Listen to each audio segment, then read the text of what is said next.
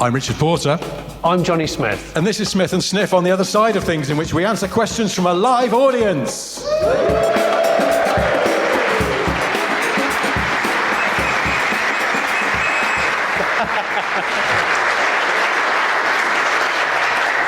Has anybody sort of around here gone, oh, there's a question. All right.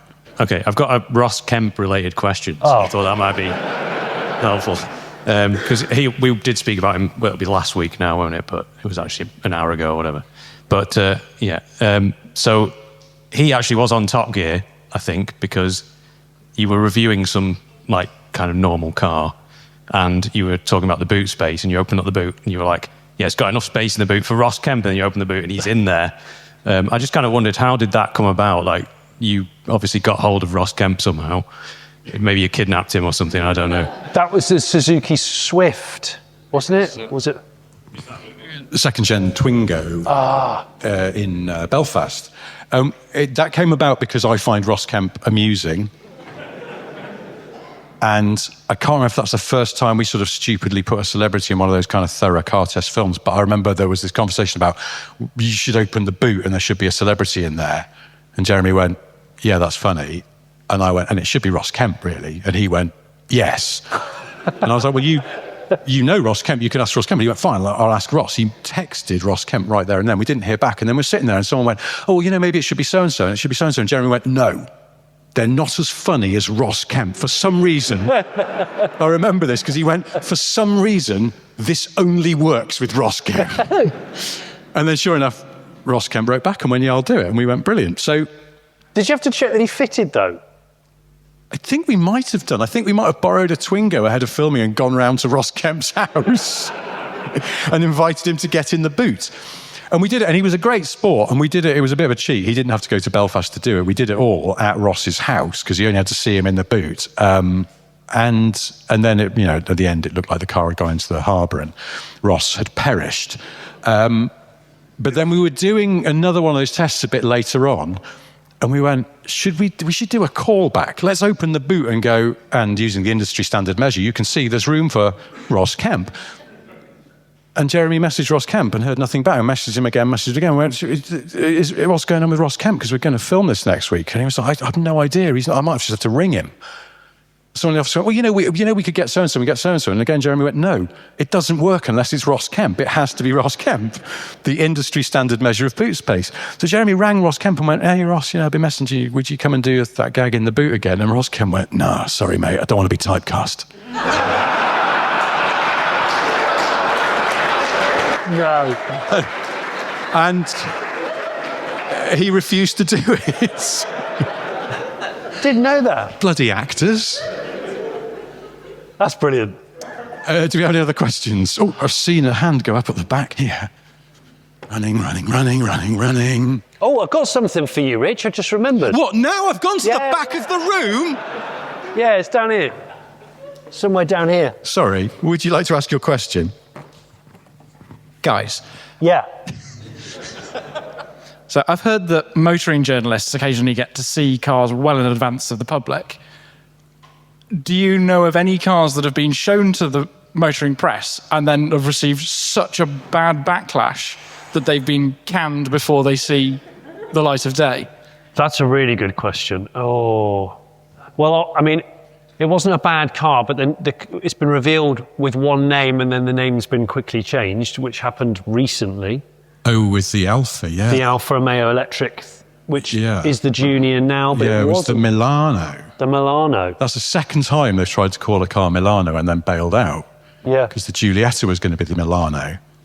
And they put out a press release on a Friday going to the press, the media, going, clear your diaries on Monday, guys. Big announcement. And then over the weekend, they realised they just laid off everyone who worked at their factory in Milan. And they're going, and now here's a new car. The Milano would look a little bit insensitive. They might as well have called it the Redundancy. So they quickly went, no, it's called the Giulietta, but they'd already sent out loads of pictures with Milano on it, so they had to ask them back. Shit. And Photoshop out the Milano on the reg plate. Yeah. I don't think I've ever heard of a car where the reaction sort of on the QT has been so bad because once they're showing it, I mean, we do sometimes get to see cars a bit ahead of things, but it's not like massively ahead. They're usually pretty committed, like they've ordered the tooling. Yeah. So there's not an awful lot you can change. The one that, I'm not sure if I'm allowed to say. This was a while ago now, and I think it's okay. I won a charity auction for an original Ian Callum sketch of a mythical Jaguar supercar. And I know Ian a little bit, we know Ian a little bit. And so the PR guy at Jag, who had organised this auction, said, rather than us posting you this big sketch, why don't you come up to Coventry and maybe you, me and Ian can go for lunch or something? And I was like, that sounds agreeable. I'll do that. And when I got up there, he went, now this was in 2019, I think. He went, would you like to see the next XJ? And of course I went, yes. Fuck lunch. I would like to see your next top secret model, please. So we went downstairs into the viewing room at the styling studio, and there was, and this is the only time this happened to me, it wasn't the real car, it was the fully detailed styling model. And on the other side of the room was the fully detailed interior Buck. And full size. Yeah, full size. And I got to have a good look at those. And they told me all about it. And it was going to be this, full EV. It was a hatchback as well. No one picked up on that, but it was going to be a hatchback. And it was a nice looking car, like really nice looking car, handsome sort of thing.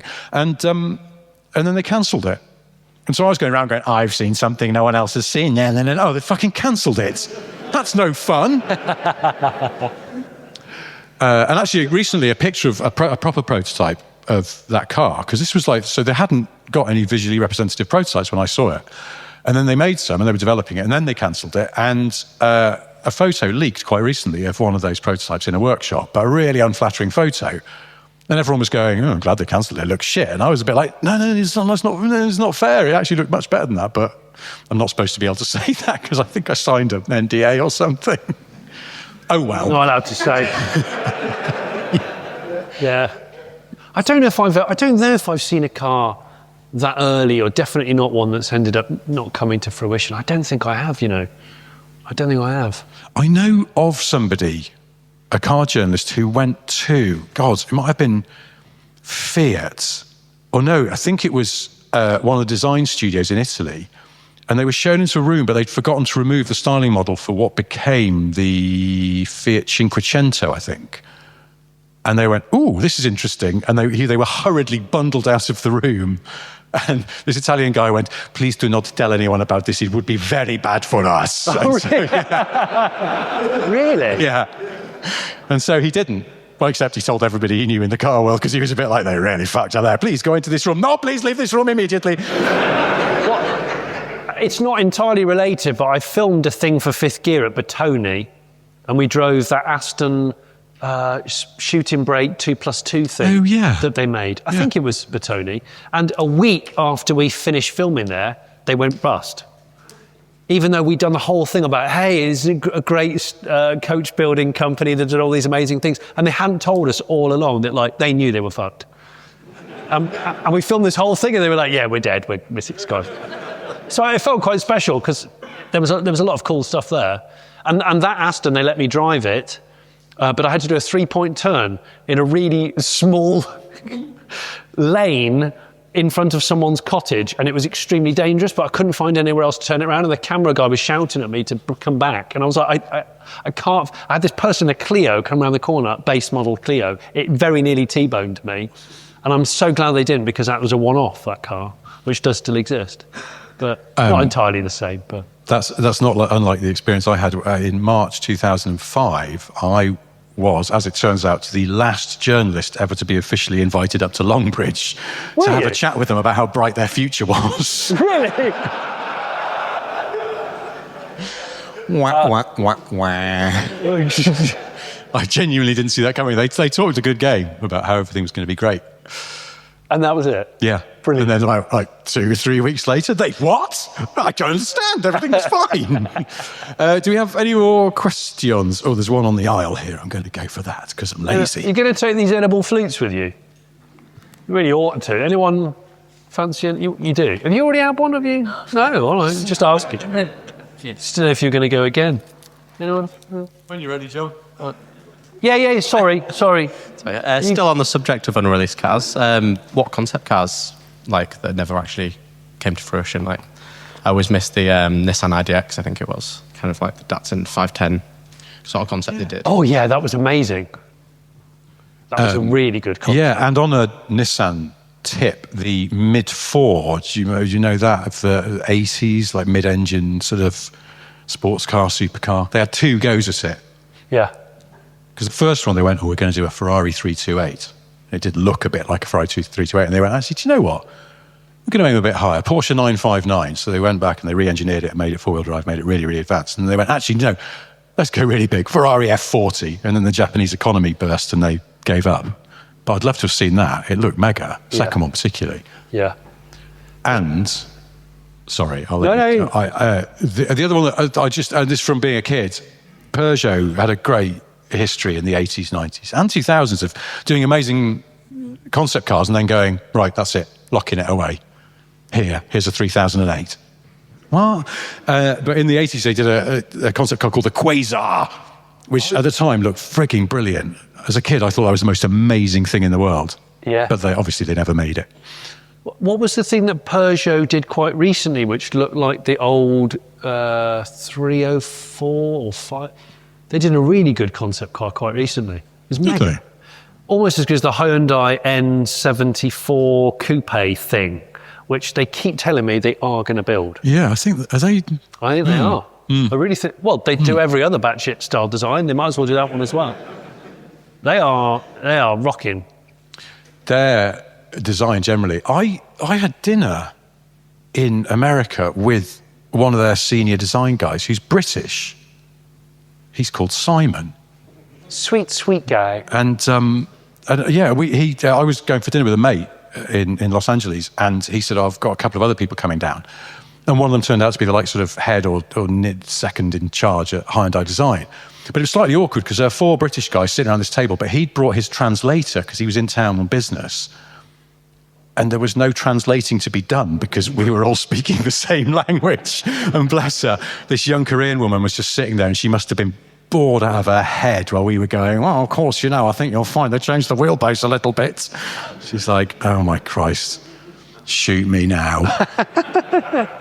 Looking around the restaurant, desperately hoping someone else has got some translating needs doing. Please, I'll do it. Do we have any other questions? One here. Hi. You're both dads, right? I said, have any of your kids embarrassed you in a public situation?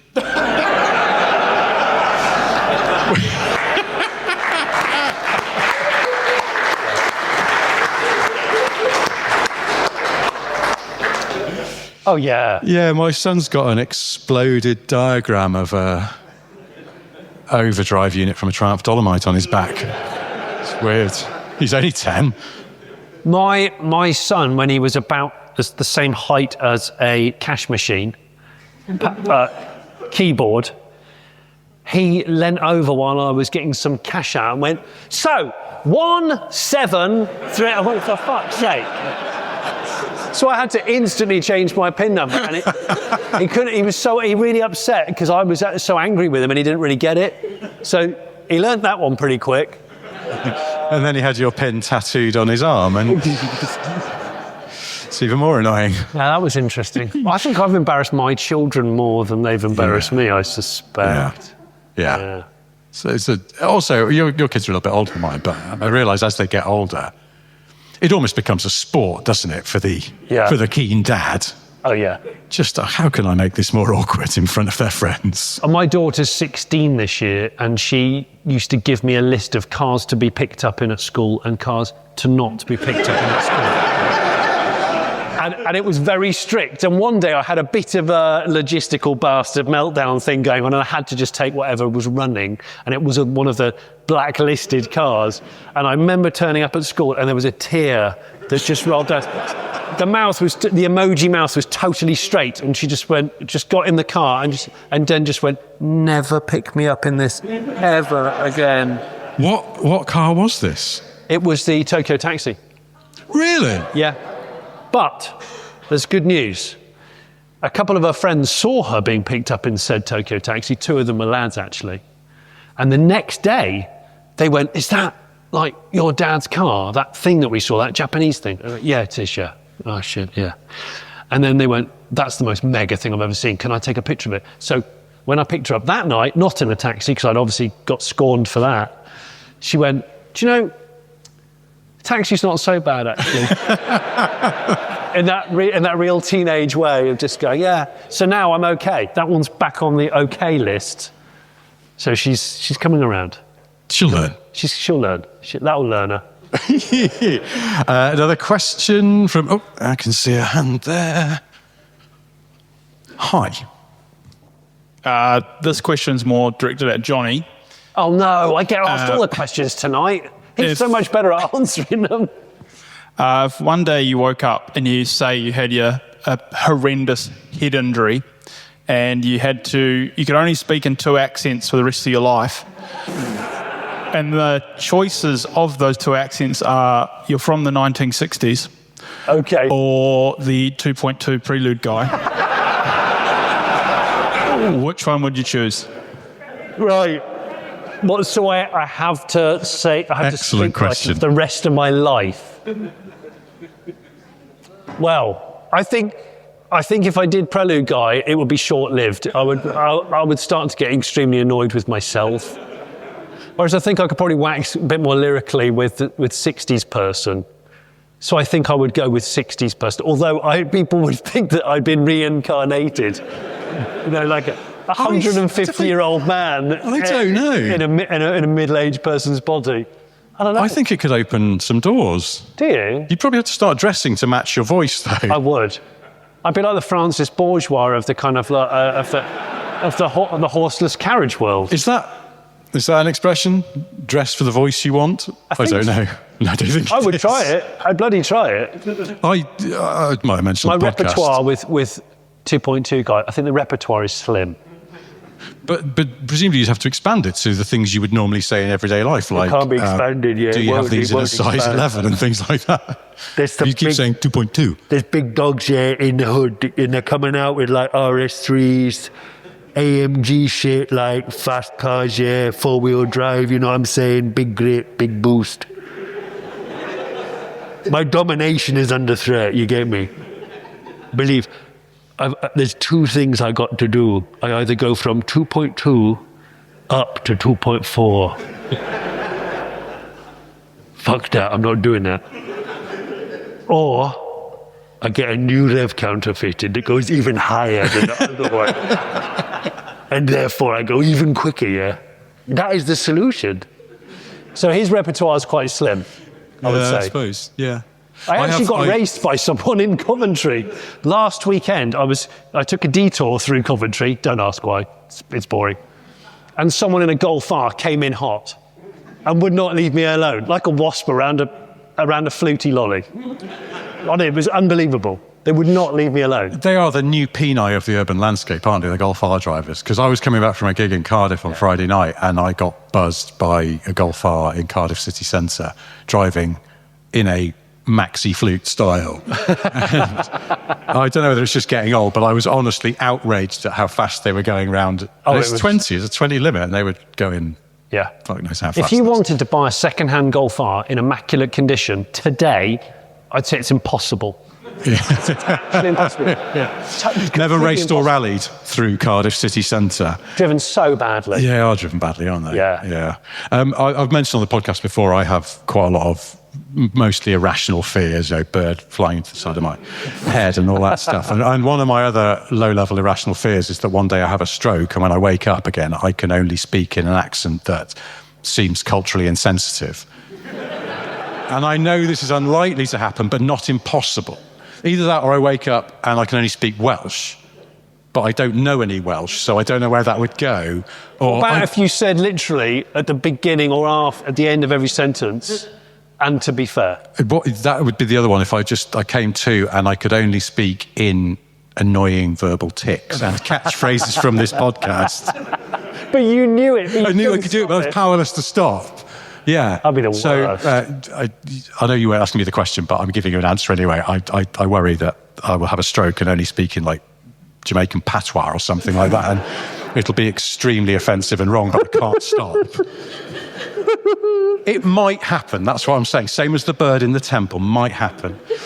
Any questions towards the back, maybe? I love your irrational fears. They're brilliant. I'm going to do a book about them because I reckon there's almost enough to fill hundreds of pages. Yeah. There's some I haven't even told you about yet. You were talking about a severe head injury. Well, I've woken up the last 4 mornings with the cat licking my head so furiously that I think it's bleeding. It's not a head injury as such. It's quite troublesome, though. I'm going to have to lock the cat away because it's too much now. Do you ever fall asleep on your arm and you wake up in the middle of the night and your arm's numb? Oh, yeah. But I do that and go, oh, it's the stroke that's going to make me talk in a really thick German accent or something. Do you walk off to the toilet speaking patois to yourself in the middle of the night and stub your toe? Anyone here got... Oh, hello. If you could interview anybody on the podcast about the car history, who would it be and why? Oh, bloody hell. Ooh. That's a fantastic question. Interview anybody. Anybody. Because, I mean, there's certain people we could have on that we're just too bone idle to ask, like Tiff and... Carlos Ghosn. Really? Yeah, but I want him in the room. But you're both inside the flight case with the musical instruments. Yeah, I've actually met Carlos Ghosn, but I didn't get to talk about much interesting stuff. I mean, if this is pure fantasy land, because we can't even get organised enough to ask Tiff, but I think I'd maybe go David Bowie, because obviously notwithstanding that he's dead, but just spoiler alert. But if you're still working through, you've only got up to like Let's Dance, and you're going, I wonder what this guy's going to do next. He's what? Because he was sort of quite late to cars, but then actually I think had a few interesting. We had the Volvo 262, and then he with a dictation microphone in. Yeah, and he had a Merc S-Class when he was in LA in the 70s. So. 70s. I mean, I assume that the chassis was almost entirely made of cocaine, but so I'd go Fantasyland. I'd go Bowie, just because I'd like to interview Bowie, or I'd love to have been able to. Yeah, there's loads. There's absolutely loads, because there's loads of I'd like to interview Nigel Mansell, but I'd like to interview him when he's had a few to drink. Just loosen him up a bit. So, you like doorstep him when he's just walking out of the Harvester. He's had a 5-pint lunch. Hey, Nige, can you just come and see it? Do you want a pint? I'll get you a pint. Hang on. And then just see what he comes out with. Just see if you could get some new information. That'd be nice. Mansell, Harvester, definitely. 5-pint lunch? Yeah. He's off duty, he's clearly not driving. No, but that's the thing. I wonder whether Mansell would rather just, have a Caliber or a half of best and do the driving and say to his wife, you treat yourself, love. Have another glass of the Chardonnay. Would Nigel go for a Malbec? He might do. Yeah. He might. Or Italian. No, he'd go Italian. I think he'd go Italian red because he used to live in Italy. Although you sort of get the impression that maybe the entire time that he was driving Ferrari, he just ate beans on toast. And had like cans of Stones shipped in from the UK. I don't know. So he's up there. There's so many. I will think about this tonight. Yeah. So I have to write them down and we'll talk about them in the podcast. God, it's a good question. But it's a really good question. Because it's, I'm sure there's people have got a good collection of cars, but they don't really talk about it much. Yeah. It's not Jay Leno, because I gather he might have a car or two. Maybe mentioned it a couple of times, didn't he? Just not into them. It's people who are a bit on the QT. He just leases and then lets them go. He's a one car in, one car out guy, isn't he? Yeah, loves a lease. Just picked up a Nissan Venza. Is it Venza? Is that what I'm thinking of? Or is that Toyota? Anyway, doesn't matter. There's a couple of good dead people I'd like to have interviewed. Chuck Yeager would have been a good one. I'd like to have talked cars with him. I know someone who interviewed Chuck Yeager years ago when he was alive, obviously. Spoiler alert again.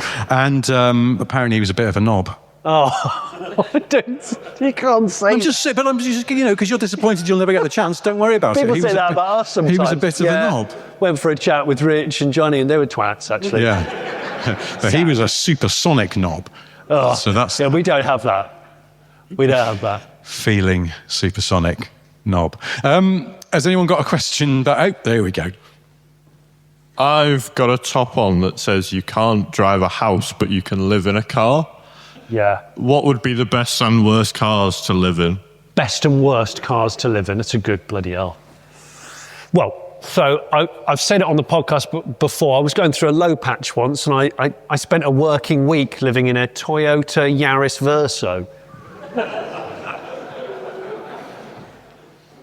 I went to a remote farm that a friend of mine had a workshop on, and it had no phone signal. And it also, I found out it didn't have running water.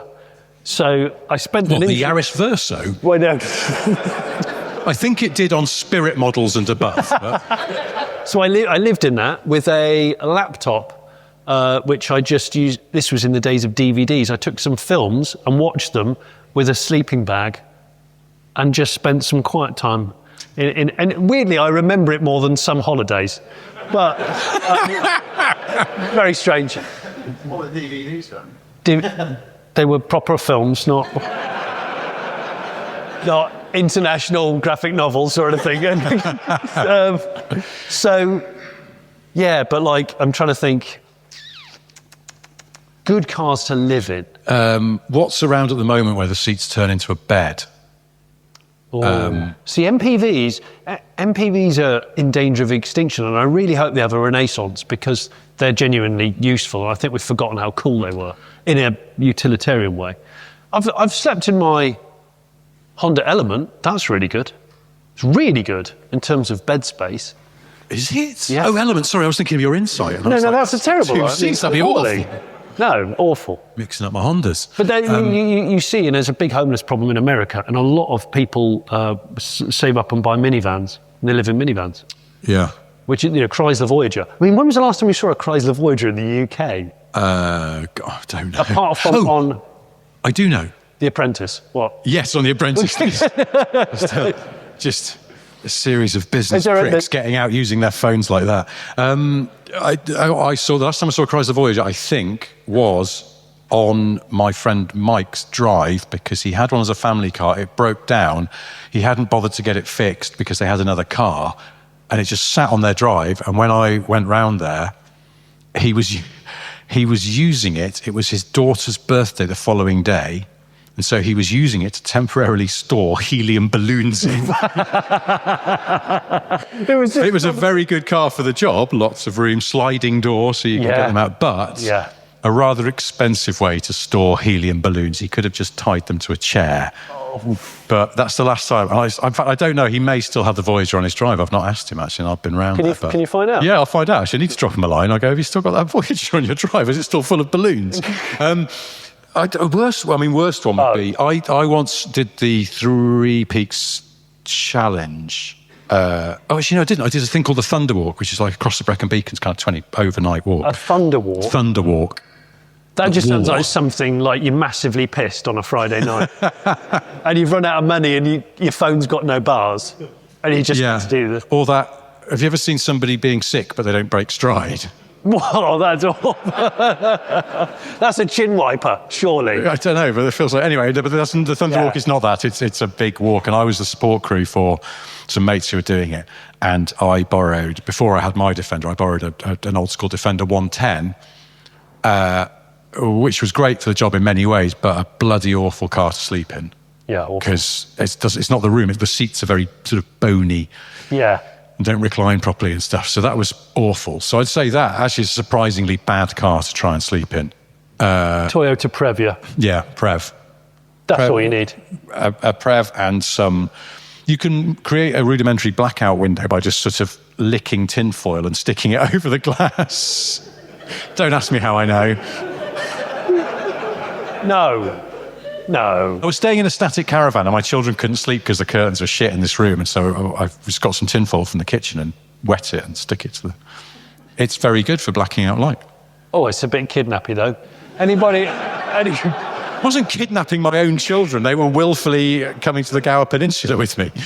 We've got to wrap this up. We have got to wrap this up. We'll So take one more question. An arm went up. That was a very erect arm. Amazing at the back, in the pace middle right there. at the back. Yeah. Thanks for coming, by the way, ladies. Oh, how am I going to get to you? I'm going to squeeze in here. Hi. I think that's I fear I'm rubbing salt into two very open wounds for you, but this one's for you, Richard. Which do you regret selling the most? The Panda, because of how much time and money you spent getting it fixed and how it is now, having no problems at all with its new owner, or the Range Rover because of how arduous that process has been? I mean, regret selling, not as such, because technically they're not my problem anymore, although for reasons will become clear, the Range Rover still is. But the Panda is broken, by the way. Is it? It weirdly satisfies me that the new owner is not some magic wizard who made that car behave itself. I forgot that I hadn't mentioned on the podcast, because I told you, didn't I, that I mentioned on the podcast, I think, that I got a message from the new owner a while ago, and he said it's working perfectly. And I was like, that's great. But I forgot to reply to him. And I think I said this on the show. And then 2 Fridays ago, he WhatsApped me, and he went, oh, thanks for the mention on the show. I was going to write back immediately when I heard it, but then I didn't get around to it. And actually, in the time it's taken me to get back to you, it's broken down. In quite a spectacular way, by the sounds of it. As in, like, the engine is broken. Not again. Yeah. But I can't help feeling that purely to spite me, he is considering taking it to this fantastic place in Leicestershire called Fettle and Finesse that specialises in bringing 100 horsepower Pandas back to a near new condition. And he's thinking he wants to take it there and have it spanked up, which is just bloody great, because I have a ballpark idea of how much it costs for them to do that, and it's about the amount I spent on that frigging car for it still to be all broken. So, you know, it's you can't live your life in regret. I am glad that both of those cars have gone away. And as you said, when I said, oh no, the Panda's broken again, you said, let it go, it's not your car. Yeah, let it go. Wise words, I think. Sometimes if you love them, you've got to set them free. I think Sting said that. Sting? Yeah. Someone else you could interview. Think he's got interesting cars? I think he's had a few. I bet he's had a Toyota Prev. I can imagine Sting. Yeah, because he's got kids. And he'd go to the tip. Yeah. Sting doesn't go to the tip. No. There's something quite tantric about an old Prev as well. I think he'd enjoy that. Yeah. Yeah. Sting's Previa. Sting and the Prev, yeah. On that lovely thought, it's time to end. Thank you ever so much for coming down here tonight. We'll do this all again soon. But for now, goodbye. Thank you.